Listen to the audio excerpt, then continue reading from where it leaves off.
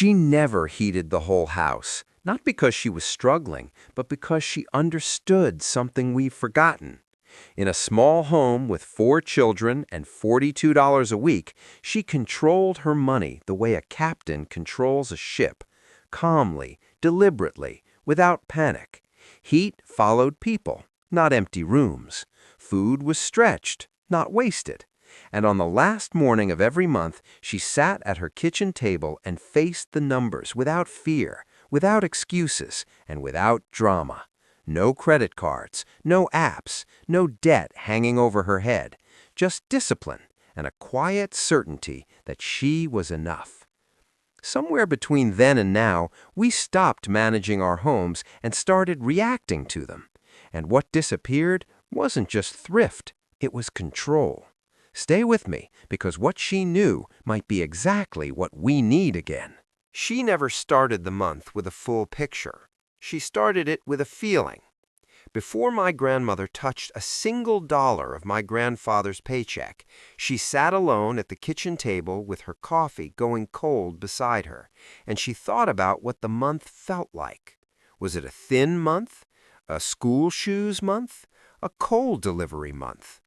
She pressed her palms flat against the table and listened to the house, the particular quiet of early morning before the children woke, and she made decisions in her body before she made them on paper.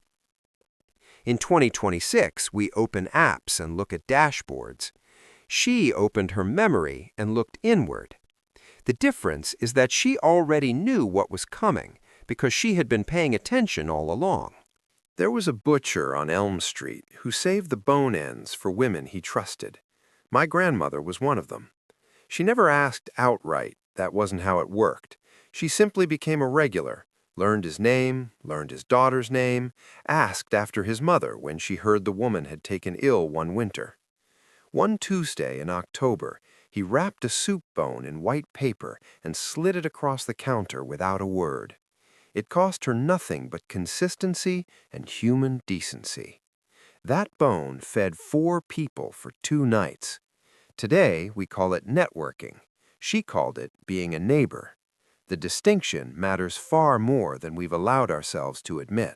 She bought the ugly produce, not the bruised fruit, she wasn't careless, but the slightly crooked carrots, the onions with a soft spot on one side, the potatoes with an extra eye that made the grocery boy set them aside in a lower bin.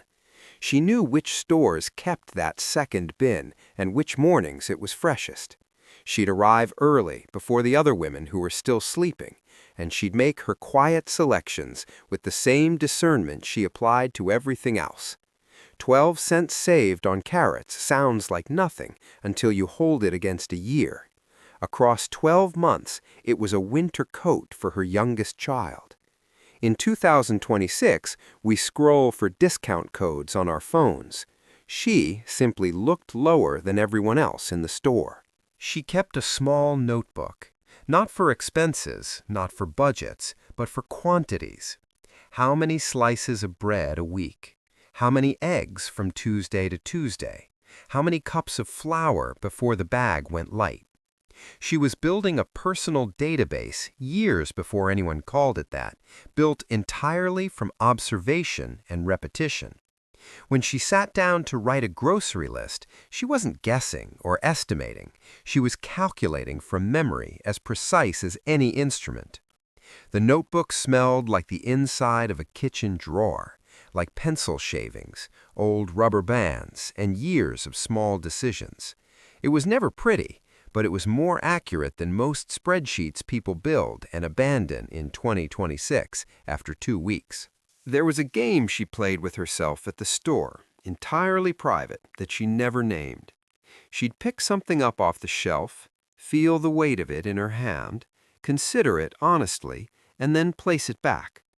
She'd walk to the next aisle and keep moving. If the item returned to her mind before she reached the bread, she'd go back for it. If it didn't resurface, she left without it and never thought of it again.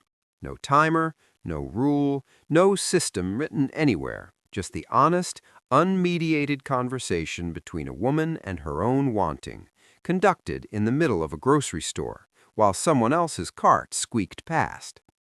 We've built entire psychological frameworks around this instinct in 2026. She just called it thinking it through. Sunday roast was never just dinner. It was the first act of three, sometimes four, and she planned it that way from the moment she pulled the cut from the icebox on Saturday night. The roast on Sunday, served with whatever vegetables were firmest. Cold slices and sandwiches on Monday, packed in wax paper beside an apple. The carcass or bone turned into broth on Tuesday, stretched with whatever looked tired in the bottom of the icebox, a half onion, the last 2 carrots, a fistful of parsley stems. Nothing announced itself as leftovers. Everything was simply the next meal, arriving naturally. The emotional weight of this wasn't thrift, it was dignity. She wasn't eating the same meal twice. She was creating something new each time from what remained. In 2026, we call this meal prepping and feel accomplished. She called it Tuesday. She watched the women who complained about money, and she noticed something they didn't seem to notice about themselves. They talked about it loudly, publicly, at the church steps, over the back fence, at the A&P checkout while the line backed up. She didn't. Not because she was ashamed, she'd grown up with nothing and had no pride left about it, but because she believed that loose talk about finances had a way of becoming loose decisions. When you named your shortage out loud to the wrong ears, you began to see yourself as shortage. She kept her figures private even from close friends, not from secrecy, but from discipline. The quieter she kept her numbers, the steadier they stayed. In 2026, we post our debt payoff journeys publicly online. She would have considered that a strange kind of exposure. She had a word for certain purchases. She called them before we need them buys, and she made them without urgency and without drama. When flour was cheap in late summer, she bought 1 or 2 bags beyond the week's need and tucked them in the back of the pantry without ceremony. She did the same with canned tomatoes in September, when the harvest was heavy and the price dropped. She wasn't predicting disaster, wasn't filling a bunker, wasn't frightened. She was simply keeping the future from surprising her, which is a quieter and more intelligent thing than fear. In 2026, we call this a stockpile, and it carries a slightly anxious connotation. In her kitchen, it was just shelves that looked comfortable instead of tense. She cut the recipe in half. Not always, not for company, not for Sunday, but on ordinary Tuesdays when it was only the 4 of them and no occasion demanded abundance. She halved everything with the confidence of someone who had done it enough times to know which dishes held their character at half scale and which ones collapsed. Biscuits were forgiving. Stews were forgiving. Soufflés were absolutely not. She made a mental list of each over years, and she never consulted a cookbook for what she already carried in her hands. Less waste, less temptation, less cleanup, and a kind of quiet precision that felt better than excess. She understood that abundance wasn't safety. Enough was safety. Most of us in 2026 are still making peace with that distinction. There was something she did with coins that I never forgot watching as a child. Every evening, my grandfather emptied his pockets onto the dresser, quarters, dimes, the occasional nickel, without counting any of it. He never counted it. She counted it every Saturday morning while he read the paper. Unhurried, methodical, the coins sorted into small stacks by denomination on the kitchen table. She rolled them herself in paper sleeves she saved from the bank, walked them to the savings window on the first Monday of the month, and handed them across without fanfare. The teller knew her by name and never commented on the amounts. In a full year, those pocket coins became $23. In 1954, $23 was real, substantial money. In 2026, we let coins collect in car cup holders and underneath sofa cushions until they embarrass us at a parking meter. She never bought a greeting card. She made them, But that's not the interesting part. The interesting part is what she wrote inside them and the care she brought to the writing. She kept a small stack of blank ivory cards, maybe 30 in total, purchased once from a five and dime and replenished slowly over years. What she wrote was never generic, never a borrowed sentiment. She wrote specific memories, things she had witnessed, conversations she remembered, moments the other person might have forgotten. I remember when you wore that yellow dress to Harriet's wedding and you laughed so hard you had to sit down. People kept her cards for decades. She understood that the real cost of affection was attention, not purchase price. In 2026, we spend $4 on a card someone reads in 10 seconds and recycles before the week is out. She had a mental category she never quite named out loud, but it governed at least a fifth of her purchasing decisions across her entire adult life. When she did speak of it, briefly, she called it what it costs after. The cheap coat that needed relining in 2 winters, the discount shoes that wore through at the toe by spring and couldn't be resoled because the leather was too thin to hold a stitch, the inexpensive pot that warped on high heat and sat unused in the back of the cabinet. She calculated forward instinctively, without formulas, without spreadsheets, without anyone teaching her the method. She simply understood that price and cost were 2 completely different numbers, and that confusing them was how families quietly went under over time. In 2026, we have a phrase for this, cost per use, but most of us only apply it to cast iron skillets and running shoes. Somewhere around the middle of October, she went quiet in a way the children learned to recognize, though they couldn't have explained what they were recognizing. It wasn't sadness, it wasn't worry exactly. It was arithmetic, the heavy, private kind that a woman does alone when the numbers require her full attention. The heating bill was coming. The school picture money was due. Her husband's brother was visiting for 4 days and would need feeding properly.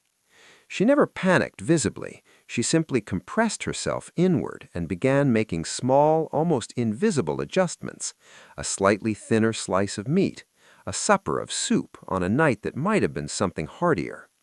No one else at the table noticed the difference. The children only understood years later as adults that those quiet weeks had been her doing the heaviest work of the household without a single word about it. She grew 2 things, even in a yard that was more clay than soil, tomatoes and herbs. Not for romance, not because she loved gardening, she was impatient with it, honestly, but because the economics were simply undeniable. Fresh herbs at the grocery were a luxury she considered irrational when parsley and basil grew so readily in a pot by the back steps. The tomatoes she canned in August, 40 jars some years, and they lasted clear through February.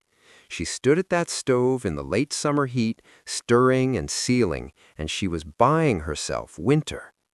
She wasn't a gardener by temperament. She was a planner by necessity who happened to use soil as her instrument. In 2026, a small herb garden is a lifestyle aesthetic and a personality trait. In 1954, it was quietly shaving 30 cents a week off the grocery bill without anyone noticing or applauding. This is where the months started to press, not break, press. The 3rd week carried a particular quality of financial tightness she had felt enough times to anticipate rather than fear. She planned for it the way a careful sailor plans for a headwind that appears reliably on the same stretch of water. She front-loaded the month with purpose, a better cut of meat in week 1, heartier and more satisfying meals in week 2, so that by week 3 she could extend things further without anyone at the table feeling the difference. The children ate well across every week of every month. The trick was sequence, not sacrifice. It was engineering, not deprivation. In 2026, most households discover the 3rd week by accident, like walking into a wall in the dark. She had measured the wall and planned her path around it. She had a neighbor, Mrs. Calloway, 2 houses east, with a different garden and a different surplus. An unspoken system existed between them, never formalized, never discussed directly, because naming it would have changed its nature entirely. Tomatoes for zucchini, a dozen eggs for a bag of cucumbers. It happened through the language of casual conversation over the fence. "I've got more zucchini than I know what to do with this week." And a pause, and a nod, and by that afternoon a paper sack appeared on the back porch without ceremony. It was mutual aid conducted without the vocabulary of charity, which made it possible for proud women to receive things they genuinely needed. In 2026, we have community exchange apps and neighborhood forums. She had a fence and a neighbor she'd taken the time to know, which was the only infrastructure the system required. She repaired before she replaced, and this sounds obvious until you understand the genuine skill it required and the hours it quietly consumed. She could re-sole a child's shoe with a kit from the hardware store, working by lamplight after the children were in bed. She could turn a shirt collar, detach it carefully at the seam, flip it so the worn edge faced inward, and reattach it with stitches so small they were invisible, and the shirt would last another full season without anyone the wiser. She could mend a wool blanket so finely that you'd run your hand across the repair searching for it and find nothing. These weren't hobbies she'd chosen for pleasure. They were financial decisions executed with a needle. In 2026, most of us have forgotten that fabric is fixable, that leather is fixable, that most things are fixable if someone is willing to try. She never learned to forget it. The emotional dip came quietly around this time, without announcement, without drama. Not despair, something smaller and more honest than despair. Closer to a particular kind of fatigue that has no clean name. She was 29 years old in 1954, managing a household on $42 a week, doing the arithmetic of daily life with no margin for error and no one to hand the calculations to. Sometimes she stood at the kitchen window in the late afternoon and watched the light change on the backyard grass and felt the weight of it, not as failure, not even as burden, but as sheer relentless repetition. The same calculations, the same stretching, the same quiet compromises that no one saw and no one thanked her for. She never talked about it. She made a second cup of coffee and started tomorrow's list while it was still today. That particular strength, unnamed, entirely unwitnessed, is one of the things that disappeared without anyone marking its passing. She had a formal, unwritten system for her dish towels that I only pieced together after watching it operate for years. When a towel began to thin at the center, it moved from the good drawer to the lower drawer, still in service but in a reduced capacity. When it began to fray at the edges, it was cut into smaller squares and became a cleaning rag, used for the stove and the windowsills. When it was beyond even that, it cleaned the stove one final time and was discarded without sentiment. Nothing moved backward through this system. Nothing was promoted once it had been demoted. Nothing skipped a stage in the progression. She was managing a household the way a thoughtful operation manages its resources, every item at its highest and best use until the use was genuinely exhausted. In 2026, this is called knowing your way around a braise. In 1954, it was just Tuesday dinner. She bought meat differently than most of the women in her neighborhood, and she did it with a quiet confidence that required no explanation or apology. Chuck roast over sirloin, chicken thighs when the women around her were reaching for breasts, pork shoulder, oxtail, the cuts that sat in the case a little longer because buyers hadn't learned their value yet. She knew that time and moisture and low heat transformed tough into tender, and that the fat and collagen running through a shoulder roast produced a richness and depth that no expensive tenderloin could match. She wasn't settling for less. She was choosing more correctly than the people spending twice as much beside her. The emotional intelligence in this is significant.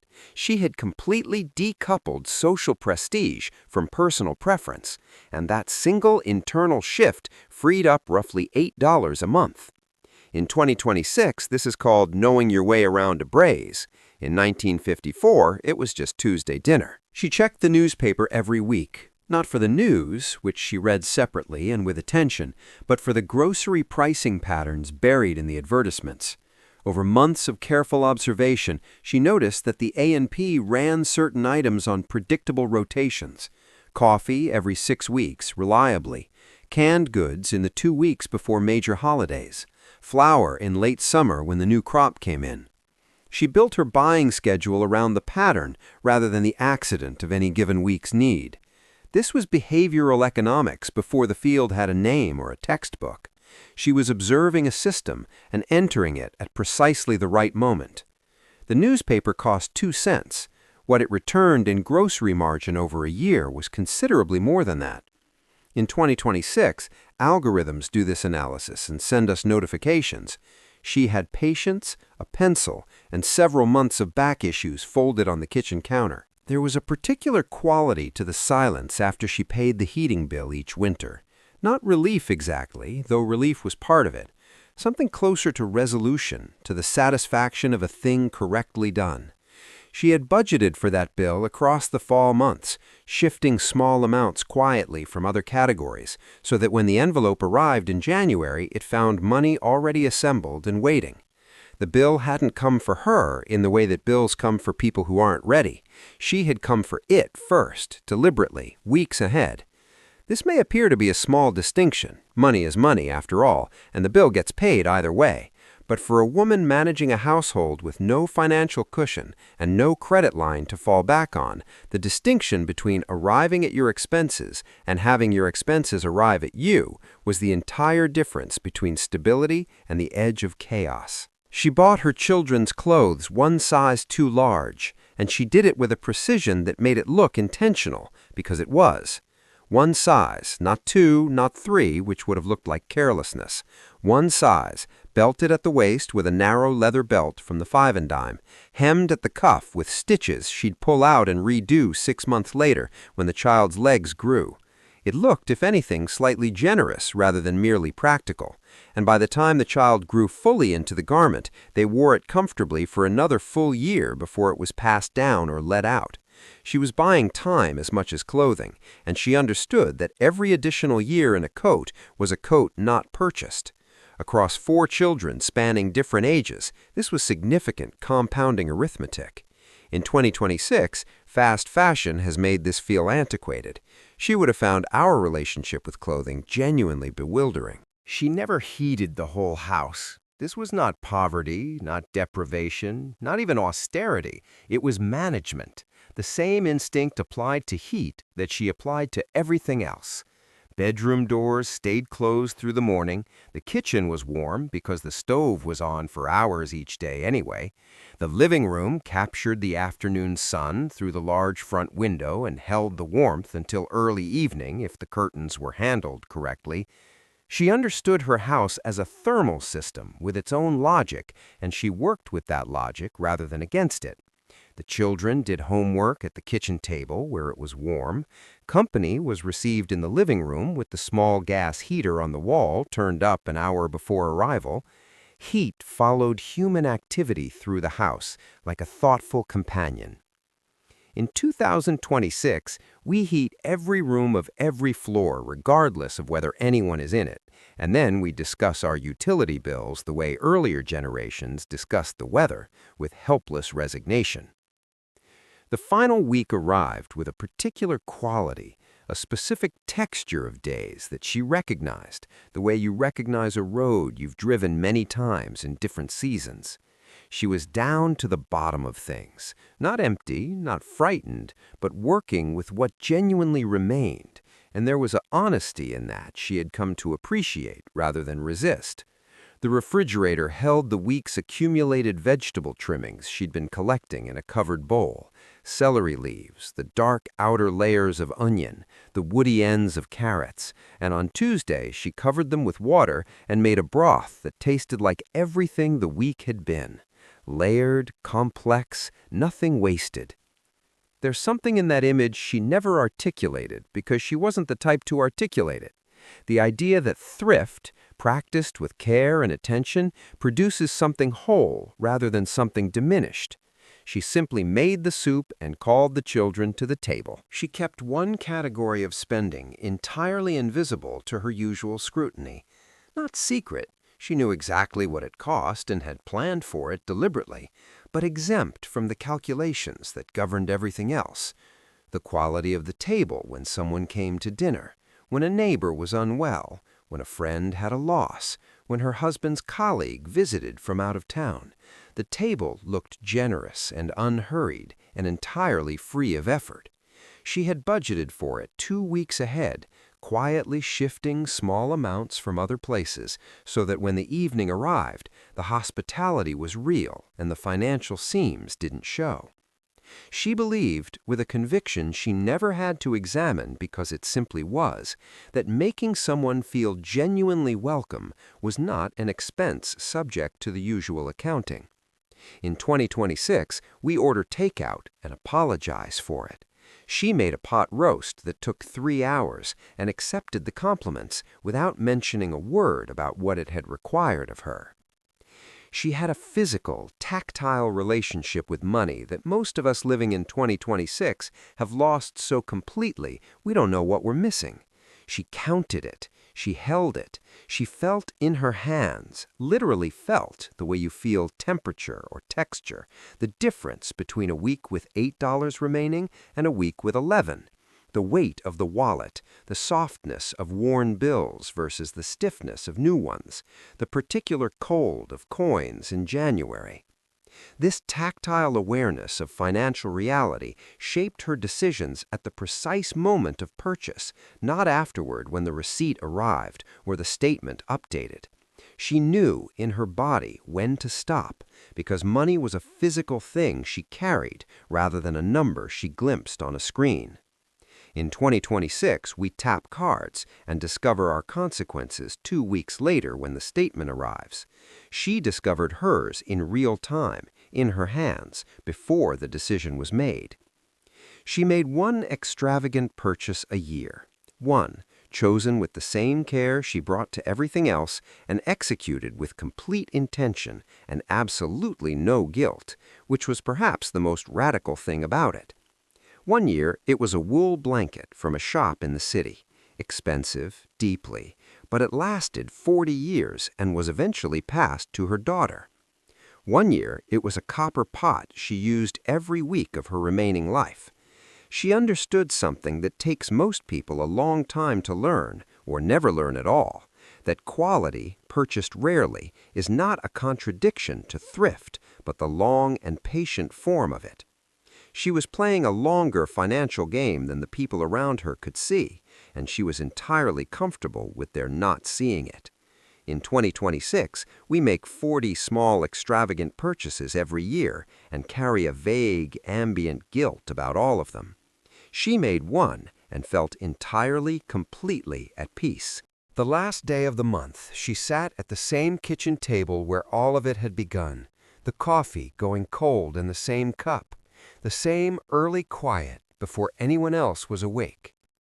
She looked at what had come in and what had gone out, not with dread, not with pride, but with the steady, unsentimental attention she brought to everything that mattered. She didn't celebrate if the month had balanced well. Celebration seemed disproportionate for doing what she'd intended to do. She didn't punish herself if it had come in slightly short. Punishment seemed equally disproportionate for a single month's variation. She made a small notation in the notebook, sometimes just one word, tight, steady, comfortable, and she turned the page. The emotional discipline of that turning, of refusing to carry 1 month's weight forward into the next one's beginning, was perhaps the most sophisticated habit she had. In 2026, we carry every difficult financial month forward like debt, adding it to a running balance of anxiety. She chose, quietly and deliberately and every single time, to begin again. What she passed down to the people who watched her closely enough wasn't a system. It wasn't a collection of rules or methods or habits that could be written in a list and followed. What she passed down was a kind of confidence that lived below technique, a knowledge held in the bones rather than the mind, The deep and unshakable conviction that a household could be held together by attention and intelligence and care, without credit lines or financial products or anyone's permission or approval.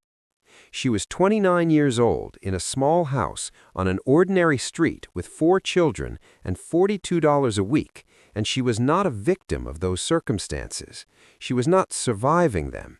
She was in command of them, quietly, without recognition, without anyone applauding or even fully understanding what they were watching. That's what disappeared. Not the specific budgeting habits. Those can be recovered, studied, practiced, adapted.